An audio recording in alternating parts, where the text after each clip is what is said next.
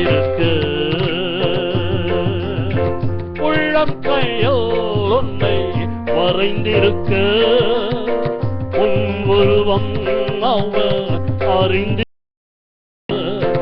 உள்ளம் கையில் உன்னை வரைந்திருக்க உன் உருவம் அவர் அறிந்திருக்க உன் தலைமுடியும் எண்ணியிருக்க உன் காலங்கள் அவர் கரமிருக்க உன் தலைமுடியும் எண்ணியிருக்க உன் காலங்கள் அவர் கரமிருக்க வெறுப்பாரோ உன்னை மறப்பாரோ தீமை பொறுப்பாரோ நலம் தர மறுப்பாரோ வெறுப்பாரோ உன்னை மறப்பாரோ தீமை பொறுப்பாரோ நலம் தர மறுப்பாரோ எதை நினைத்தும் நீ கலங்காதே இம்மானுவேலன் துணை இருக்க உன்னதம் உன்னக்காய் துறந்திருக்க தன்னலம் யாவும் பெருத்திருக்க உன்னதம் உன்னக்காய் துறந்திருக்க தன்னலம் யாவும் பெருத்திருக்க கிருபாபலியாய் தந்திருக்க திருரத்தம் உன்னக்காய் சொரிந்திருக்க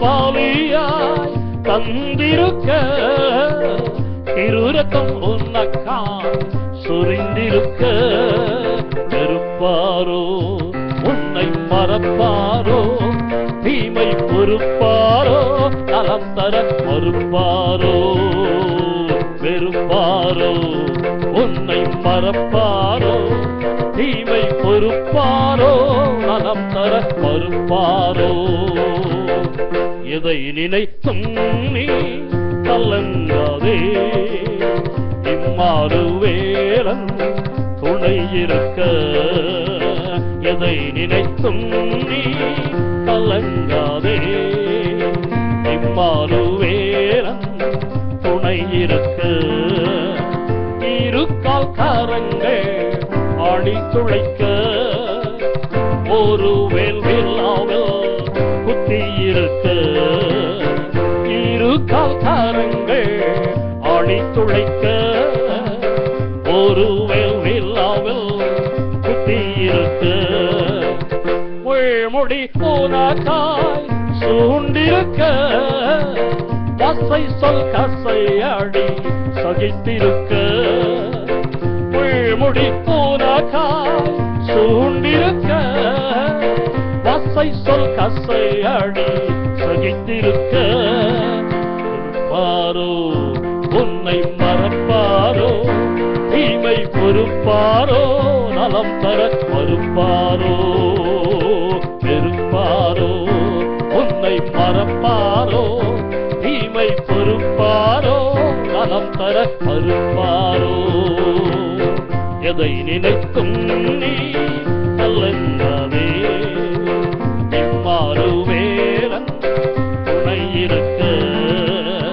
எதை நினைத்தும் நீ கலங்காதே இம்மானுவேலன் துணை இருக்க உன்னை நினைத்து அவர் உருகையிலே என்ன நினைத்து வீணாய் பதறுகிறாய் உன்னை நினைத்து அவர் உருகையிலே என்ன நினைத்து வீணாய் பதறுகிறாய் வெறுப்பாரோ உன்னை மறப்பாரோ தீமை பொறுப்பாரோ நலம் தர பொறுப்பாரோ வெறுப்பாரோ உன்னை மறப்பாரோ தீமை பொறுப்பாரோ நலம் தர மறுப்பாரோ எதை நினைத்தும் நீ கலங்காதே இம்மானுவேலன் துணை இருக்க.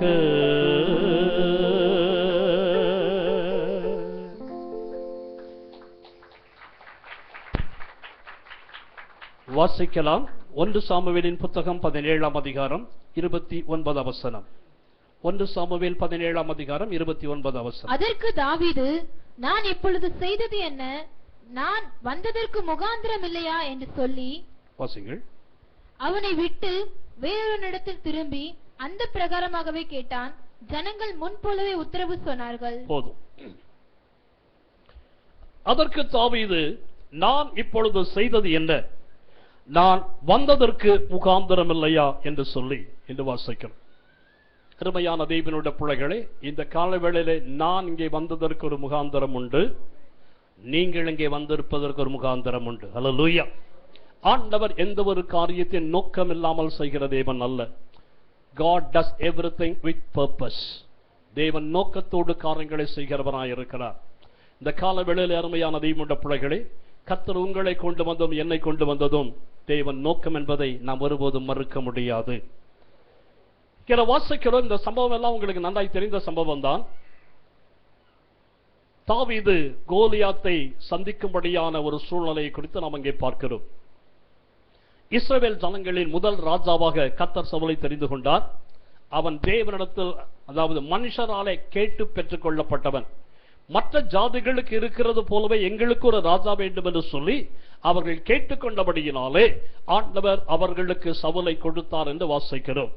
ஆனால் சவுல் தேவனால் அபிஷேகம் பண்ணப்பட்ட பொழுதும் கூட ஒரு காலகட்டத்துக்கு பிற்பாடு கர்த்தருடைய வார்த்தைகளை குறித்து அக்கறையற்றவனாக, ஆண்டவர் என்ன சொன்னாரோ அதை பாதி செய்து முடித்தவனாக, அரைகுறையாய் காரியங்களை செய்தவனாய் ஈடுபட்டான் என்பதை பார்க்கிறோம்.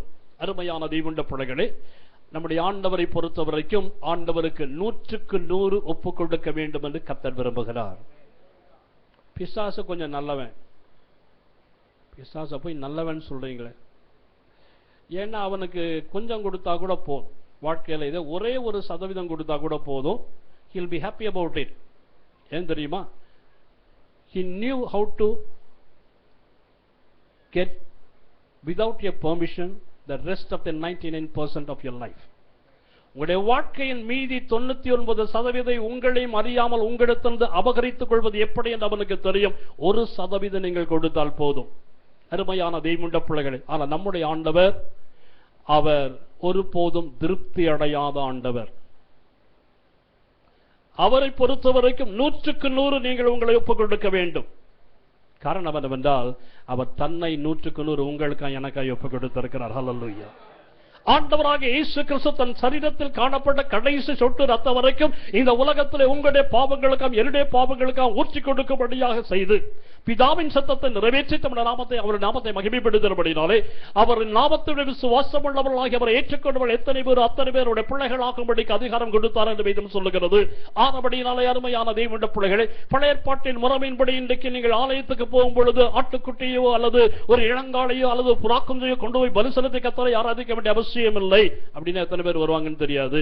ஆனாலும் அருமையான தேவனுடைய பிள்ளைகள், இந்த நாட்களிலே ஆண்டவர் அவருடைய சமூகத்திலே வந்து அவருடைய நாமத்தை ஏற்றுக்கொள்ளும்படியாக அவர்கள் நம்பிக்கை வைக்கிற பிள்ளைகளை, அந்த நபர்களை தம்முடைய பிள்ளைகளாக ஏற்றுக்கொண்டு அவர்களுக்கு அதிகாரம் கொடுக்கிறவராயிருக்கிறார். ஹல்லேலூயா. நான் கொஞ்சம் வேகமா போவேன், என் கூட வந்துருங்க. என்ன சரி. அருமையான தேவனுடைய பிள்ளைகள், அப்படியானால் இங்கே நாம் பார்க்கிறோம், இந்த தாவீதுடைய வாழ்க்கையிலே இந்த தாவீது குறிப்பிட்ட அந்த இடத்துக்கு வருகிறது குறித்து நாம் பார்க்கிறோம். சரி, இதுக்கு முன்னால இவன் காரியத்தை கொஞ்சம் பார்ப்போம். வாசியுங்கள். 16ஆம் அதிகாரத்திலே வாசிக்கிறோம். 16ஆம் அதிகாரம் 12ஆம் வசனத்தை வாசியுங்கள். ஆள் அனுப்பி அவனை அழைப்பித்தான். அவன் சிவந்த மேனியும் அழகிய கண்களும் நல்ல ரூபமுள்ளவனுமாய் இருந்தான். அப்பொழுது கர்த்தர், இவன் தான், நீ எழுந்து இவனை அபிஷேகம் பண்ணி என்றார். அப்பொழுது சாமுவேல் தைல கொம்பை எடுத்து அவனை அவன் சகோதரர் நடுவிலே அபிஷேகம் பண்ணினான். அந்நாள் முதற்கொண்டு கர்த்தருடைய ஆவியானவர் தாவீதின் மேல் வந்து இறங்கி இருந்தார். சாமுவேல் எழுந்து ராமாவுக்கு போய்விட்டான். அருமையான தேவனுடைய பிள்ளைகளை, இங்கே ஒரு காரியத்தை குறித்து நாம் பார்க்கிறோம். இந்த தாவீதை ஆண்டவர் சாமுவேல் தீர்க்கதரிசியின் மூலமாக இஸ்ரவேல் மேல் ராஜாவாக அபிஷேகம் பண்ணபடியாய் அனுப்புகிறதை பார்க்கிறோம். சவுல் ஏற்கனவே ராஜாவாய் இருந்து கொண்டிருக்கும் பொழுதே அவன் தேவனுடைய சித்தத்தை சரிவர செய்யாதபடியினாலே கர்த்தர் அவனை தள்ளிவிட்டு இன்னொருவனை ராஜாவாக ஏற்படுத்துகிற நிலைமை குறித்து நாம் பார்க்கிறோம். தேவ சித்தத்திலே ரெண்டு விதங்கள் இருக்கிறது. ஒன்று the perfect will of God, இன்னொன்று the permissive will of God. ஆண்டவருடைய பரிபூரணமான சித்தம் என்று ஒன்று இருக்கிறது, ஆண்டவருடைய அனுமதிக்கும் சித்தம் என்று ஒன்று இருக்கிறது. அநேக நேரங்களில் அருமையான தெய்வ பிள்ளைகளே, தேவனுடைய பரிபூர்ணமான சித்தத்தை தேவ ஜனங்கள் நிறைவேற்றாது இருக்கும் பொழுது கர்த்தர் தம்முடைய அனுமதிக்கும் சித்தத்தை நிறைவேற்றபடியாய் சில நேரங்களிலே அவர்களை சில நபர்களிடத்தில் ஒப்புக் கொடுக்கிறவராய் இருக்கிறார். அதுதான் இஸ்ரவேலின் சரித்திரத்தில் நடந்து கொண்டு வந்த காரியம் என்பதை வேதத்தில் வாசித்து அறிந்து கொள்ள முடியும். ஆண்டவராகிய தேவன் தம்முடைய ஜனங்களை மையமாய் வைத்துதான் இந்த உலகம் முழுவதும் அரசாண்டு வந்தார். ஹல்லேலூயா. இன்றைக்கு அரசாட்சி செய்கிறார். கர்த்தருக்கு மகிமை உண்டாவதாக. அவர் சொல்லும்போது சொல்லுகிறார், வானத்திலும் பூமியிலும் சகல அதிகாரம் எனக்கு கொடுக்கப்பட்டிருக்கு, ஆகையால் நீங்கள் புறப்பட்டு போய் இந்த ஆண்டவர் சொல்லுகிறதை பார்க்க. அப்படியானால் சர்வ வல்லமையுள்ள தேவன் நம்மை அழைத்து, நம்மை ஆசீர்வதித்து, நம்மை அபிஷேகித்து, அதிகாரம் கொடுத்து இந்த உலகத்துக்குள்ளாய் அனுப்புகிறவராயிருக்கிறார். ஹல்லேலூயா. தேவனுடைய அதிகாரத்தோடு கூட இந்த உலகத்துக்குள்ளாய் கடந்து போகிற அருமையான தேவ பிள்ளையே, நீங்கள் ஆண்டவருடைய நாமத்தின் மகிமைக்கென்றும் கர்த்தருடைய ராஜ்யத்தின் விஸ்தாரத்துக்கென்றும் செய்ய வேண்டியதான காரியங்கள் ஏராளமாக இருக்கிறது. அதை தேவ சமூகத்தில் அமர்ந்திருந்து கற்றுக்கொள்ளபடியாக, பெற்றுக்கொள்ளபடியாக, செயல்படுத்தும்படியாக கர்த்தருடைய ஆவியானவர் நமக்கு போதிப்பாராக. இந்த சூழ்நிலையிலே இங்கே பார்க்கிறோம், இந்த சவுல் தேவ சித்தத்தை நிறைவேற்ற தவறின பொழுது ஆண்டவர்